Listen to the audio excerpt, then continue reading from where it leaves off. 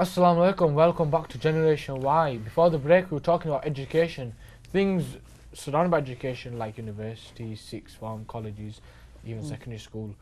Dowd, in university, you've got fees, they pay a big amount of fees, and it's a lot of money. £9,000 a year, 40 grand after over a degree. That's a lot of money. That is a lot of money, and that is something that you're going to have to consider whether you want to take that university route or not. Like me and Bilal were talking about before the break, that is so much money that you may not want to take on that debt, and that is a debt that you will have to pay for the rest of your life. And it's just up to you at the end of the day, because university isn't the only route to go down. You can go down the apprenticeship route, or you can go down working route. Like, you can work straight after A levels or before A levels, you can. But personally, I know it's a bit of a jump to the topic, but to take a degree, you need obviously money for it. At the end of the day, you're 18 years old. You're not going to pull out 40 grand unless you've got rich parents, mashallah. But it's a big step, because at the end of the day, you're in debt, and being in debt to someone is a lot. It's a big thing, especially in our religion, in Islam. It does say that being in debt is not a good thing. There's ways it gets taken off. For example, after 25 years, it's written off. Stuff happens. Say you become disabled, it gets written off. God forbid. So, do you think it's a good idea taking out a loan to study something which you can't really afford, but you're taking the money out? Like, say you can't afford the degree, but you're taking out a loan for it. Now, knowing that there's a risk that you might not be able to afford it. Again, that's what I'm saying. That's a risk that you're gonna have to weigh up. But that risk, that loan that you're gonna be taking out, you will be paying that back, and it will be with interest. So whether that interest will be halal or haram, that's something else, and it depends what type of loan you take out. Usually it's a student loan, and that comes with interest, and that's usually not very good in Islam, because you have to pay interest with that. It's not good at all. And it's not good at all. Yeah, especially like you were saying, you have to pay a debt for I don't know how long, but it's they were talking about on news the other day. Most students nowadays will be in debt when they're 40, 45 years old, because it just takes some money off their wage every week. And are you really willing to do that for the next 20 years of your life, be paying the debt that you owe, when really you weren't shown another path?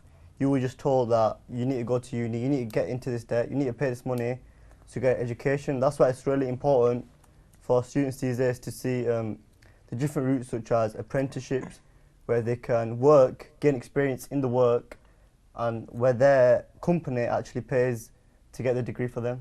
But like Dow mentioned with the student loans, there's interest on it, and as we know, interest is a big sin in Islam. At the end of the day, the Prophet said that whoever deals with interest, that Allah and His Messenger will wage war against him on the Day of Judgment.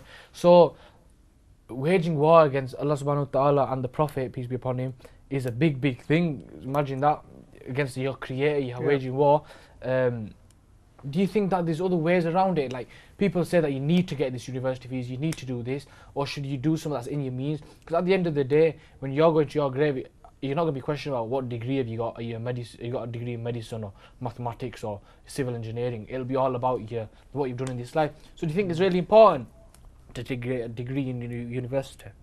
I think it's something that we've been told is important, and I do understand that getting a degree it's taught to us that it secures a better future for you, and in quite a few cases that is the truth. It does secure a better future for you, because them qualifications lead you to, I guess, a better life, and it's seen to be a lot better than just working, say, a minimum wage or just above a minimum wage and making your way through life.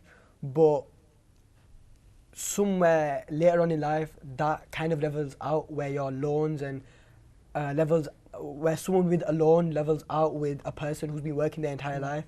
They end up sometimes on the same level. It's like now people, when you get a mortgage, people say that they've got interest in the mortgage. There's other ways around it. For example, you can get a rent a house, but then people say, oh, we've got nothing to live for. But at the end of the day, if you think about it, what are you living for exactly? You're not living for I'm not saying to you don't go to school, don't study and say, oh yeah, my life's all about Islam. You have to study. At the end of the day, the first thing that the angel said to the Prophet was IQRA, and that means to read, study. So it is an action, it's an ibadah at the end of the day, and it's a good thing that we should have the intention that we're doing it, and that to better ourselves, to give us knowledge, and to benefit it. Because at the end of the day, like now we're all guys, it's our job to get a job, to be to stand up on our own 2 feet, help our families. Obviously we'll have to provide for our own families one day, inshallah, and that is a big job. So would you say that because of that, we've got to take we've got to take on this loan, it's got interest, but it don't matter, I have to do it because I'm going to have a family and I've got so many other pressures? Yeah, I totally agree with you. Obviously, taking a loan, obviously £9,000 a year is a lot of money, but obviously it all depends on if you're going to use that degree. There's loads of people nowadays who have qualified from uni and don't use a degree at all, and then a completely different career path, and just wasted £9,000 a year on something that they're not going to ever use because they're happy with where they are.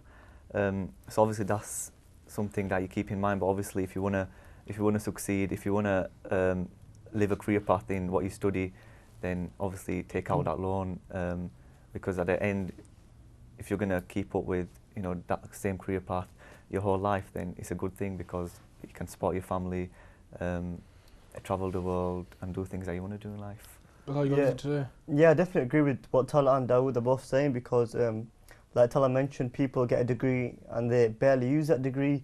Degrees, like, it's seen as a box that someone needs to tick just to show people, yeah, I've got a degree. And yeah, I think there's people, and young students should really be educated that you can get a degree is a level 4, and you can get a level 4 qualification without getting into that debt by going through an apprenticeship. So I think, yeah, a lot of people should be educated about that they can get into the same level qualification without getting into the debt. Do you think that where we were talking about the gap year, it'd be useful, like for example, a gap year in between, say after 2 years or whenever you can take a gap year, that'd be useful where you save up and you do have some contribution to it, so you can think, yeah, I've made some effort into it. So I'm not saying so you have an excuse, but so you can think to yourself that oh yeah, I've tried to do something, not where you've worked a few months at somewhere, a local supermarket, and you think, oh yeah, I've done 2 months of work, that's it, and you don't work. You should try working and saving up for it, because at the end of the day, it's going to be sin on your own accord, and you don't want that sin because you don't want to get punished for it. You don't want to go to hellfire or anything like that. You want to go to paradise, etc. So I think it's a wise decision taking that gap year then. I think, yeah, for someone who obviously wants to do a degree, I think taking a gap year would be good for them because they can save up that money, like you said. However, there's other routes to it, like Bilal mentioned before, apprenticeships. You can earn like £150 a week, do a 3-year apprenticeship without a gap year. At the same time you're earning, and at the end of it you get a same qualification as a degree, and you can earn the same amount and go into the same career path as someone who's doing a degree. So there's no difference. The only difference is that a uni not getting paid, you're paying for it, and in apprenticeships you're getting paid a good amount of money a week, 140, 50 quid. So now what advice would you give to someone, say they're from a family that can't really afford tuition fees, and they're not, for example, getting a bursary, or for example, like some unis offer a bursary, for example, because the student is doing really good. Let's say the student isn't doing as good, is okay, meeting the requirements, doesn't come from a very wealthy family, so can't really afford it, but has to take a loan, doesn't know if he can fully make the course, so he might have to drop out after a couple of years or even a year. What advice would you give to them, say they've chosen a degree that is quite a bit of money, it's 4 years, say, and there's a lot of pressure to it? That's where that person actually has to realise what they're getting into, and I feel like you shouldn't really put yourself in that position if that's not what you want to do. And obviously you might not know that's not what you want to do, but you should try and find yourself either during that time or before that time. You should try and find yourself so that you try not to make that mistake, and you don't want to make that mistake because it can lead you down a really downward slope, and because some people end up in a downward spiral and they just see no escape or no end in it, and that's where some people just fall off the wagon. Yeah, I think that's where the gap year really comes into hand, because you've got that year, you just finished your A-levels, so now you've got a clear head. That's where you can use the gap year to find out, do I really need to go uni, or can I take an apprenticeship, or can I do something else?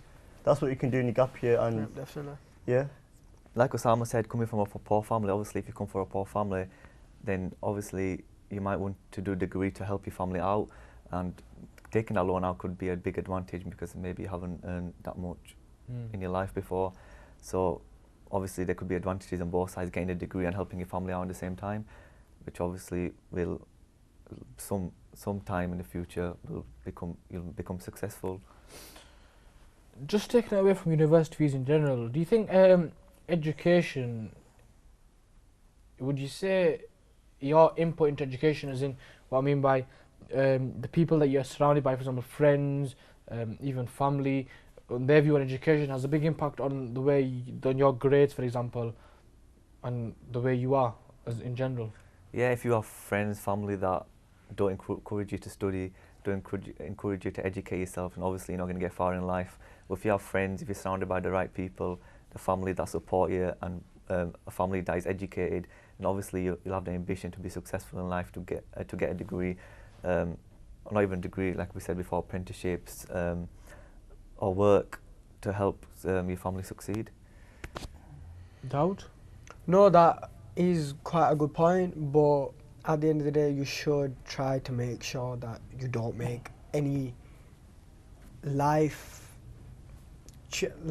before making a life-changing decision. You should try to weigh up your decisions and see that the only option isn't, I guess, A-levels. There are other options, and you should always keep that in mind. Even though sometimes people haven't been made aware of them, you should try to look down them avenues yourself, or you should try to talk to someone else who's, say, a business owner or someone that you're close to, and you try to get advice off them.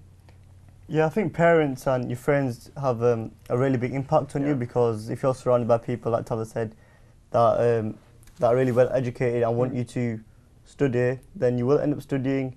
But then again, that can have its negatives, because some parents really pressure, like they tell their kids, if you don't study, you're not going to get nowhere in life. Well, that's not the case, because loads of people who don't actually go to uni and don't do A-levels become successful. So yeah, parents do play a big part, but it's just how much of a part do they play? Is it good or is it bad? You know, like for example, say you've got someone that doesn't take education, they take education for granted basically, they don't think it's important and stuff. We've not mentioned this yet really, you know, like people in poor countries, like for example countries in Africa, they don't have access to things like water necessities, and they die for an education, they'll travel for an education. They don't have the opportunity to take this education, whereas people in this country, for example, get educated and it's free up to the age of 18. But they mess about. What advice would you give to them, or what would you say to them? Like now, say people watching on TV, they sat there listening. What advice would you give to them to say, take the most opportunity you can?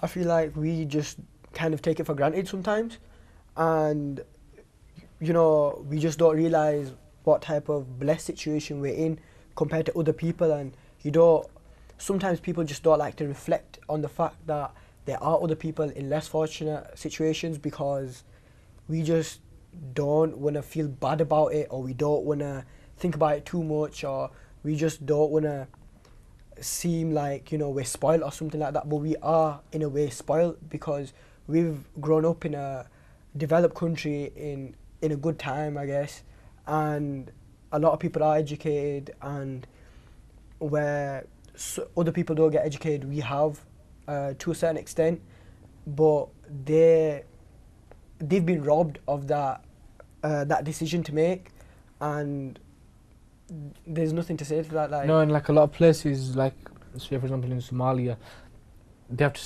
travel miles and miles, and that to on foot to get to a school. yeah. We've got it on our doorsteps, and we have, for example, people maybe not studying as they should, maybe messing about, or maybe being an idiot. It's normal. People make mistakes. People do stupid things. But at the end of the day, we should look at it in the fact that we're lucky to be in that be situation. in that situation. We shouldn't take it for granted. That we're very fortunate. I shouldn't say lucky. We're very fortunate that we are in this situation, and that we do have education on our doorstep. It's free. It's compulsory. The fact that it's compulsory, people argue with the parents saying we don't want to go to school. It just shows you the attitude towards learning, to education in our society compared to the different places like in Africa where they'd be travel many places to go. For example, Malala Yousafzai, for example, wanted to go to school and she rebelled, etc. like that. People like them, like people's role people. For example, now that young girl has become a role model to many, and it wasn't that she was chosen. It was anybody can be a role model at the end of the day. It's how you show, it's what you do, and your attitude and how you are in general shows. You can help and show you that you're role model. But like you said, it is quite hard to become that inspiration for some people. It's hard for that one person to stand up and to fight for, I guess, something like that. It's really hard, and that's why Malala's little story, it's had such a big impact on people, because you don't see a lot of people doing that nowadays. People are quite invested in themselves, and they're quite invested in what they want to do and how they want to make themselves a better person, which is good. But I feel like so that we've been put on this earth to better each other and to make each other better people, and that's by helping each other to make better choices, like uni decisions and stuff like that. It should be a lot easier to make them decisions, but sometimes it's not, and sometimes you need someone there to help you make that decision. It's like if you ever get, it's like in human nature, everything that we get free, we don't really value. Whereas people in other countries, if they have to work towards somewhere, they see the importance and they see that this is something really good and I should hold on to it. Like you were mentioning before, Sam, that kids don't really want to go to school, but is that maybe that's not because they don't value school, maybe it's because they don't like the environment of school and the way that things are taught and what they're being taught. Maybe they really do, they love education, but it's what they're being taught, because everyone's got their own talents. Some people like learning about maths, some people start learning about different things, and it really depends on the student. Like if students getting taught something they don't want to learn, then I don't blame them for not going to school. Yeah, definitely. I think in today's society, the monopoly has definitely seized that education can actually lead you somewhere and give you a successful career. I think people don't take advantage of everything they have. Like you were saying before, people in different countries that can't afford education, who have to walk miles for water. You know, we've got everything on our doorstep, and we should take advantage. We should take full advantage of that, and at the same time think about the others around the world who haven't got the things that we have today. You know, like in some countries, like I've said, in these poor countries, they don't even have necessities. Like there's some schools I've seen them, for example, on different things. I've seen like videos where they don't even have chairs to sit on. Never mind computers. Or we have Apple iMacs. We've got the iPads. We've got all these. In them schools, they don't have any of that. They just got paper, maybe a pencil, broken, not even sharpened, blunt one. Yet we complain that we should have a this make pen, this make pencil, this sharp, it has to be this sharp, this that. When people in these countries have just got a blunt pencil, paper, sat on the floor, dirty floor. And it's like we don't really appreciate what we have until it's taken. It's like what people say, like you don't appreciate what you have until it's taken away.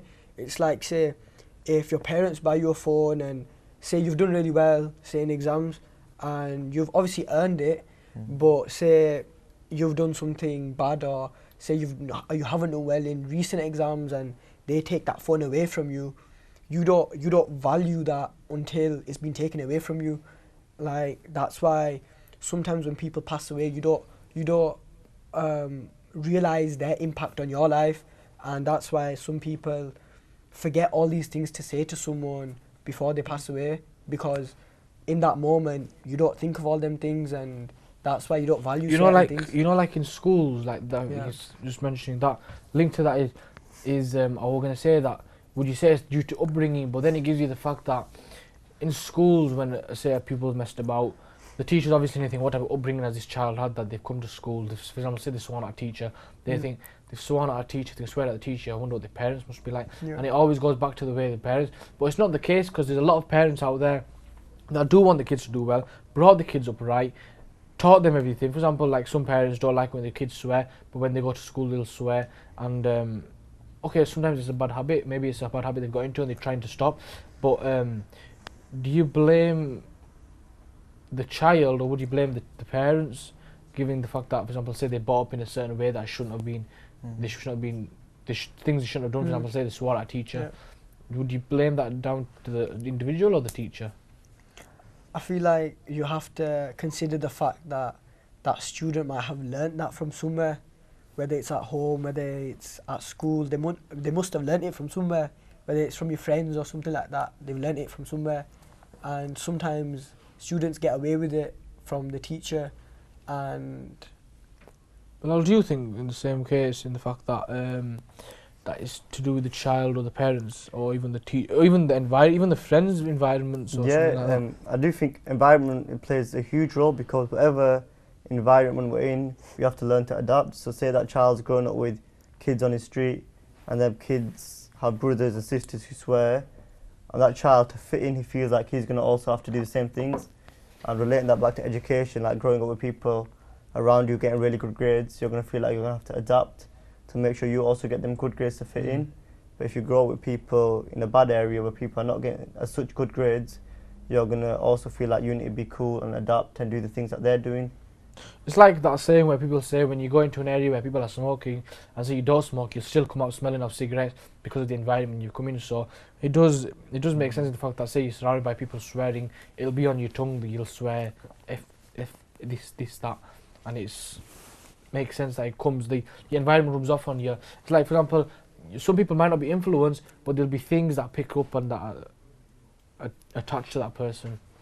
Tala, what's your take on this too? Yeah, definitely. Obviously, if someone's got, like I said before, a good educational upbringing, then they'll want to study. But I think there'll always come a point where someone will think that, oh, I've had enough of education, I can't be bothered studying anymore. But obviously, they need to realise that they need to study, and obviously get educated for a reason, and that reason is obviously to live your life, to have a good future. And like Dawood was saying before, people don't value that. People don't value that if your parents give you a phone and they take it off you don't value how much that could affect you. It could make you a better person in a way. It could make you educate yourself more. So yeah, definitely it's about valuing everything you've got and taking advantage of it. It's definitely about, like, yeah, Tyler's right, valuing your things, but in school we get taught about different subjects and the effects it has on the world, but why are we not taught how to be grateful for the things we already have, how to value things? We should be taught that we've got an opportunity and we should take that, but I feel like, especially the younger generation, we don't know how easy it is for us compared to other people.